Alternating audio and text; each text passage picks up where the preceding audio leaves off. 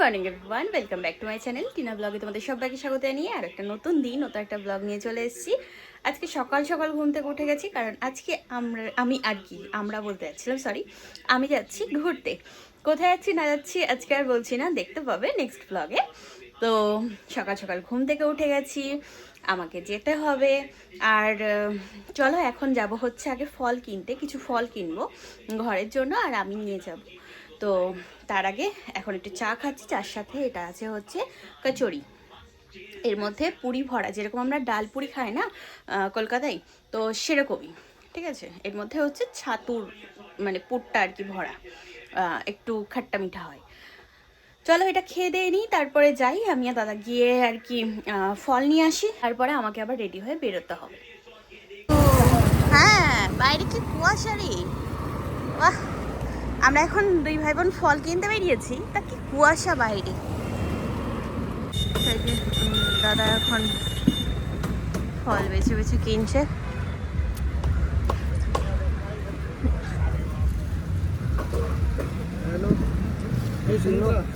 এই যে এখানে এখন চা বানাচ্ছি আমি আর কি, নিয়ে যাব ফ্ল্যাক্সে করে, ওই জন্যই।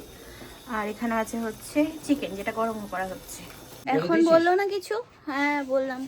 চলো রেডি হয়ে গেছি, এগোনো যাক, বেরোনো যাক। আমার ট্রেন আছে, তো এখান থেকে আমাকে বেরোতে হবে। এই যে দাদা ব্যাগ নিয়ে নিয়েছে, আমিও ব্যাগ নিয়ে নিই, চলো যাওয়া যাক। আমি একাই যাচ্ছি, ওটা নিয়ে নিচ্ছি। চলো দাদা, কথা বলতে বলতে ক্যাবও বুক করে নিয়েছে। যাই হোক, চলে এসছি, এখন বেরোবো।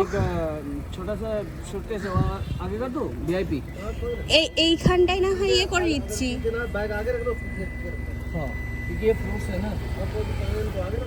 চলো এখন আমি বেরোচ্ছি, খুশি ছাড়তে এসছি আমাকে।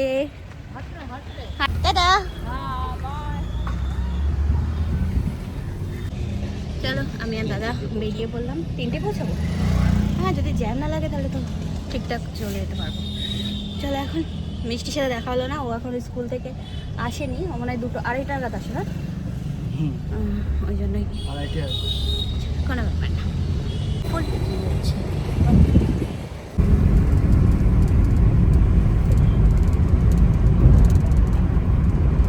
চলে এসছি নিউ দিল্লি স্টেশন, চলে এসছি। চলো ট্রেন ধরবো এবার এখান থেকে। সেই মাকে যেরকম ছাড়তে এসেছিলাম সেরকমই আর কি, দেখো ভিড়, লাইন লেগেছে। তো গেছে দাদা ওখানে, বললো তুই এখানে দাঁড়া, ব্যাগ ট্যাগ নিয়ে তো দাঁড়িয়ে আছি। তাই যে আমরা চেকিং করে এখন চলে আসলাম এখানে ব্যাগপত্র নিয়ে। এই যে দাদা আমি এখানে দাঁড়িয়ে আছি, দেখে নিলাম ট্রেন কত নাম্বারে আছে। চলো এখন যাওয়া যাক। বাইরে ভালোই ঠান্ডা ঠান্ডা হাওয়া, আজকে কুয়াশা, হ্যাঁ রোদই ওঠেনি আজকে। প্ল্যাটফর্মে তো পৌঁছে গেছি, বাট জানি না আজকে এত ভিড় কেন, ভীষণ ভিড় ভীষণ। যাই হোক, এটা একটা অন্য ট্রেন, হাতিয়া, ইসলামপুর, তারপরে নিউ দিল্লি। এটা না, বন্দে ভারত এসছে এখানে, হ্যাঁ বন্দে ভারত এক্সপ্রেস। এই ট্রেনটাই চড়ার খুব শখ আছে, একবার না একবার চড়বই এখানে। এই ট্রেনটা সেই আমি আসার পর থেকে দাঁড়িয়ে আছে।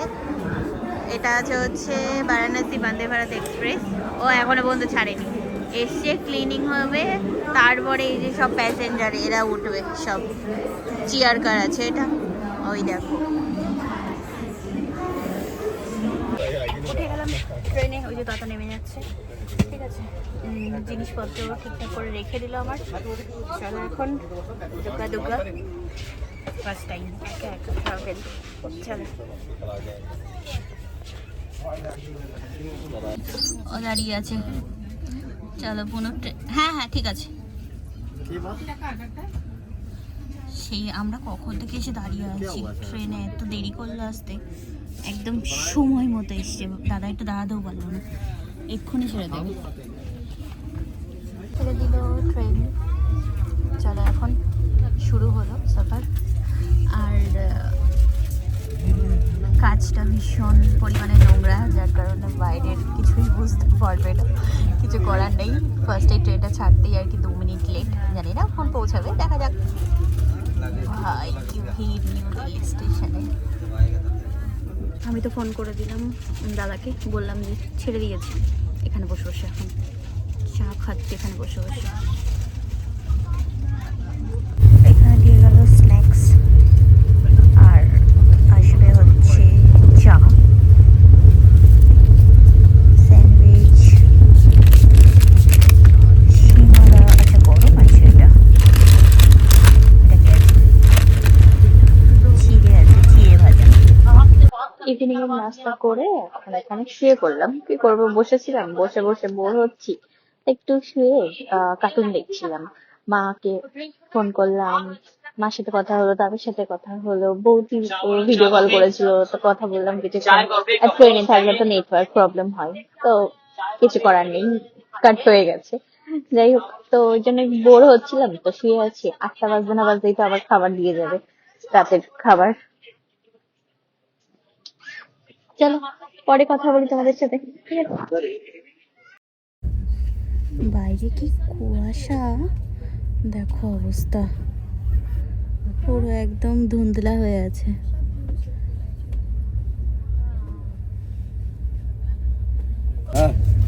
Thank you. আমি না আমার এটা চেঞ্জ করে নিলাম, নন ভেজে চিকেন ছিল, তো ট্রেনের চিকেন খেতে একেবারে অন্যরকম লাগে, তো আমার ওটা ভালো লাগে না, ওই জন্য ভেজ, শুধু সবজিটাই চেঞ্জ করে দিয়েছে বাস, এছাড়া আর কিছু না। এটা কি আছে, পনির আছে।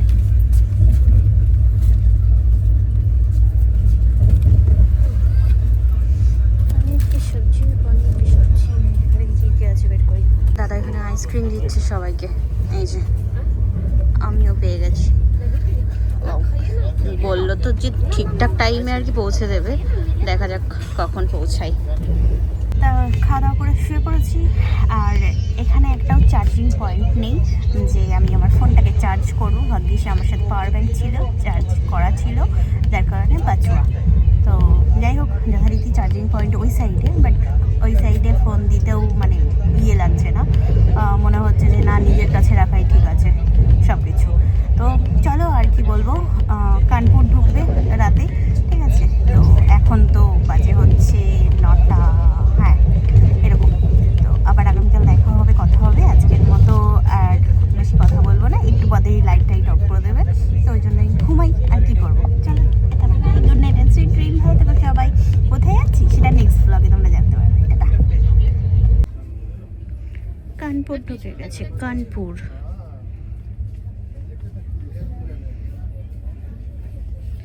এখন দেখাচ্ছে ট্রেন ঠিকঠাক টাইম মতো আছে,